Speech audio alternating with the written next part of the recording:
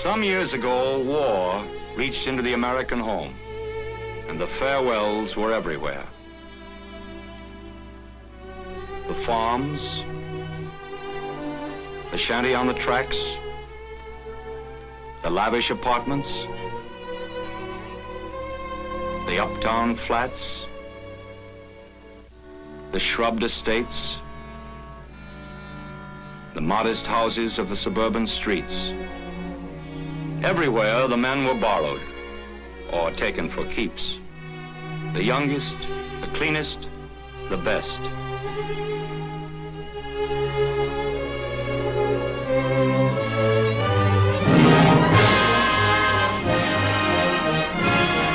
Each man went into battle in his own way to do his own job. More than half of them saw combat service. A small percentage of these, not nearly as many as you may imagine, were in the front lines, in bullet and shell range of the enemy.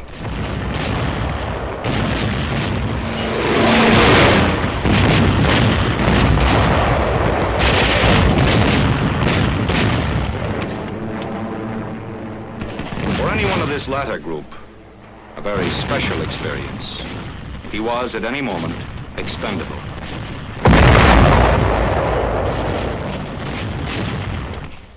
For him, the baseball parks were full of late, exciting rallies.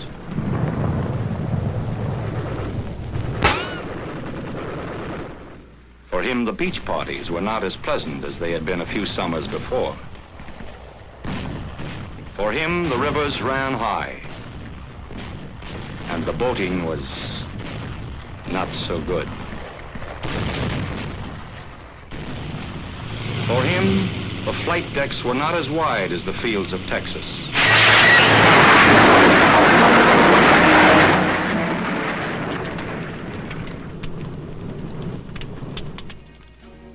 For the rest, there were 1,000-odd military jobs, each dependent on the other, each vital to the winning of the war, each made memorable by the fact that it represented the protection of the lives and security of all of us. But whether in combat or not, whether a machine gunner 300 yards from the enemy or a switchboard operator 300 miles from the enemy, the serviceman learned about war. He knew the unutterable loneliness of it. He knew the unending boredom of it. He knew the mud of it, the dust of it. He knew the food of it. He knew the coffee of it. Whether in the heat of the equator or the cold of the Arctic, through it all he worked and waited and suffered and endured. Until one day he heard the bells of peace, turned his back on the darkened battlefields, and raised his arms to the bright, new future.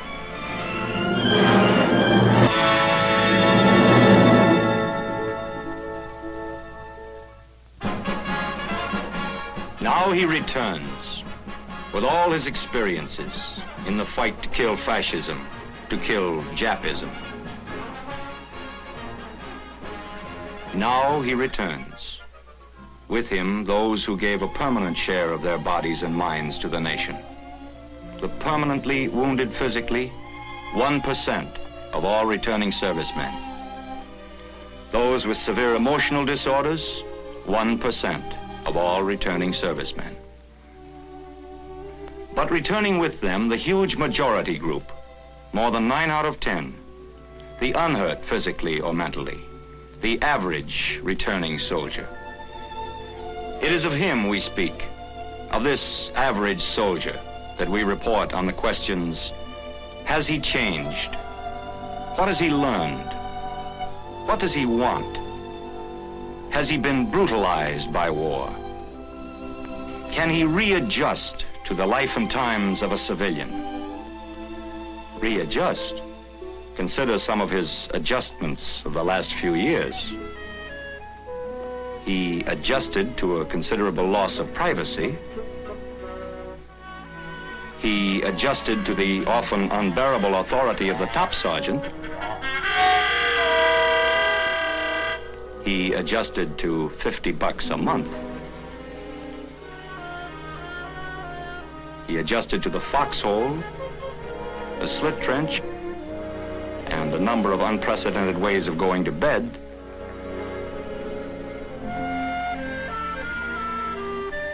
He adjusted to plenty.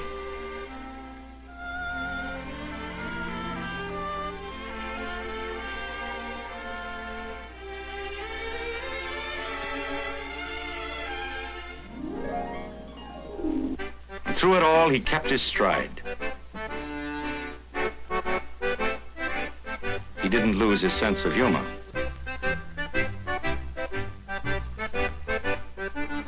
He brought the touch of the Connecticut Yankee to the banks of the Rhine. He ran a country fair in India.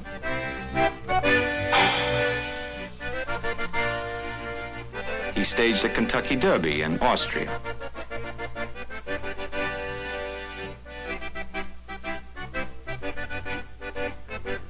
He relaxed in the luxurious resorts of Europe and went night clubbing in the islands of the Pacific. In England, he learned about rugby.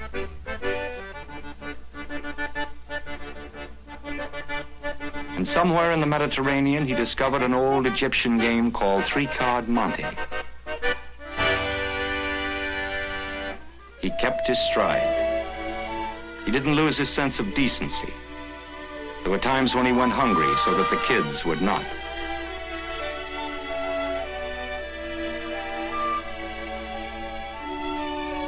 He was an ambassador to the children of the world.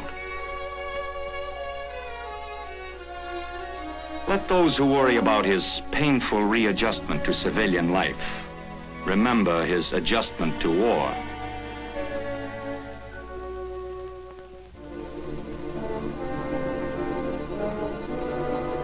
Now he returns, the average soldier. Has he been brutalized by war?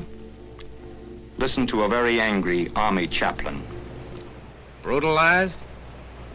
That means, is this war going to breed a generation of hoodlums and gangsters who hold life cheaply? I've seen killing, but I've never met an American soldier who liked it. I've seen men under combat achieve a feeling of humanity such as I'm sure they'd never known before.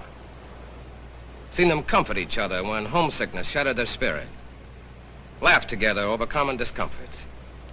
Cry unashamedly when their comrades died. And without hesitation offer the final sacrifice. The risk of their lives to save another man's life. I saw democracy overseas as it's only talked about at home. There were no foxhole penthouses for the wealthy. No restricted areas for white Christians only. Brutality is something more than a surface matter revealed by rough beards, bloodshot eyes, strong language, torn clothes, muddy bodies. Real brutality is lack of imagination, a disregard for the rights of others, the very things we've been fighting to destroy. If there's any suspicion that returning soldiers are not fit for our civilization, I can only say it's an indictment of our civilization, not of the soldiers. What did the average soldier learn in the Army?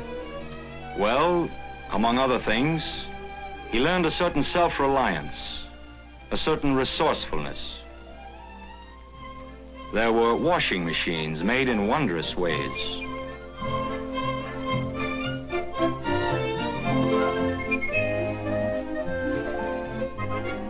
When he didn't have a ladder, he used an elephant. To the infinite virtues of the Jeep, he added a new one. He jacked it up and turned it into an ice cream freezer.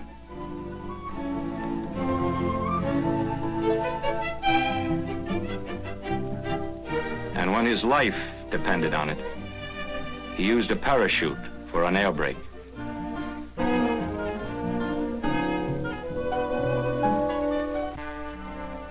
He learned the quintessence of democracy. He learned to work with people because he knew how many people depended on him and how he depended on them. He was a man in the air, directing a man on the ground where the artillery should fire.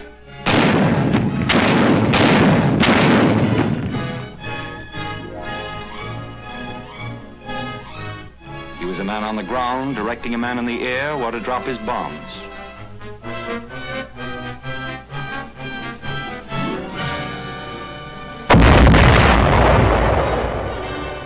He learned to work with people, whether he was one of 2 men in an observation post, one of 5 men in a B-25 bomber crew, one of 10 men in an anti-aircraft battery,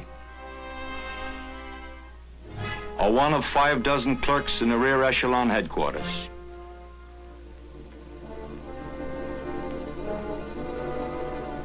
Has he changed? Listen to a very calm war correspondent. Sure, I suppose he's changed. Say, he may have left home a mama's boy. I doubt that he'll be coming back that way. Chances are he'll seem a lot older, more thoughtful. He'll wonder about things, question things a good deal more. You don't go through hell and high water and stay unchanged. You don't see your friends die or badly hurt and stay the same. Yes, he's changed in many ways, but they're good, sound ways. By and large, he's in better physical condition. He's got a lot of know-how, technical skill and common sense that he didn't have before, and he's more mature. And here's something, he's more stable. He's had his belly full of adventure and violence, enough to last him for the rest of his life. But the face is the same, and you'll find the heart is the same. He hated war from the beginning, and he hates it more now. He did a good, decent, tough, and necessary job. But more than any of us, he's ready for peace and determined to make it stick. What does he want? With the sight of home still beyond the horizon, he's undeniably thinking of a number of things. The longest sleep in the softest feather bed the world has ever known. A steak so thick it would take a buzzsaw to cut it. A platoon of bathing beauties who only have eyes for him.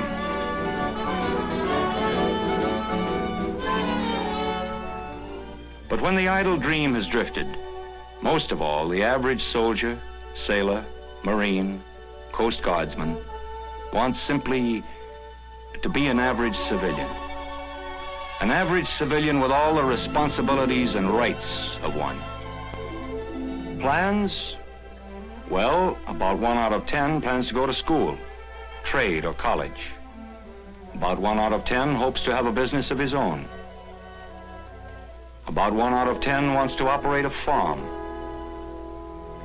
But for the great preponderant majority, the basic need and the fundamental desire is a job. Over 2/3 of the men getting out of the Army want a job. 8 out of 10 of these want to work in the same state they came from. Many more than half of them want different jobs than they held before. And almost all of them want a job characterized not so much by the big money as by permanence, by security. And don't think the average serviceman comes out of the war able only to fire a rifle or crawl on his belly. He returns armed for a civilian future with training and skills adapted to an amazing variety of civilian jobs.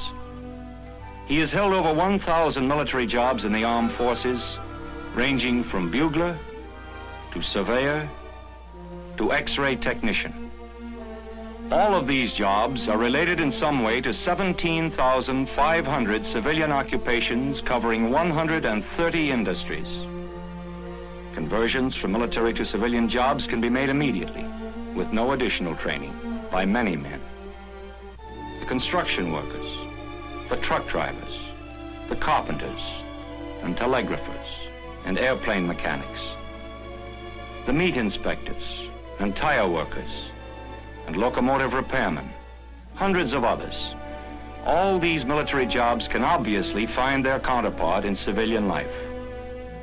Some men may require additional study or on-the-job training to adapt their new skills to non-military use, but there are wide opportunities for the men who served in radio repair work, auditors, chemists, medical corpsmen, camoufleurs, able seamen, hundreds of others.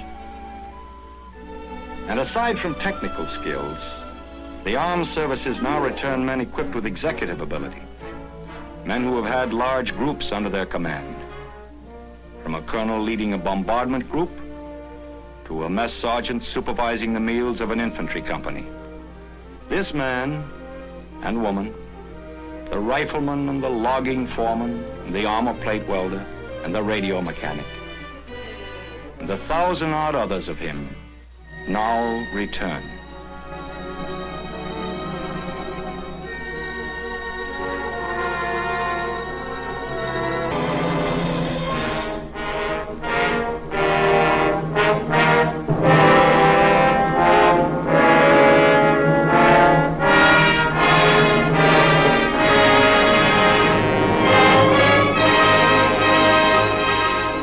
To the American home, with welcome and well done everywhere.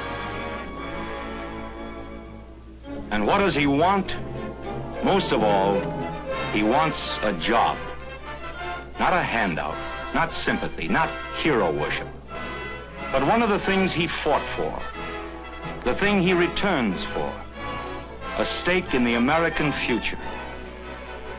He returns with a new sense of responsibility, of initiative, with new skills acquired, with old skills sharpened. As he returns from the wars, he represents, once again, the best of America. 12 million men and women returning to civilian life. The greatest asset, the most capable potential group of workers, businessmen, farmers, students, citizens the nation has ever known.